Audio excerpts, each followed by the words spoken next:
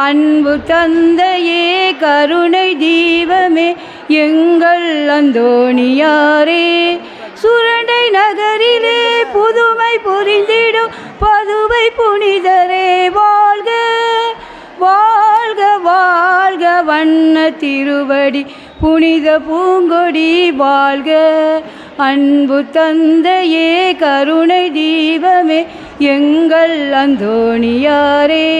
பணியில் வாழும் வரவு நிறைவும் வரவும் உன் வரவால், பணியு நோய்கள் தவறும் பிணிகள்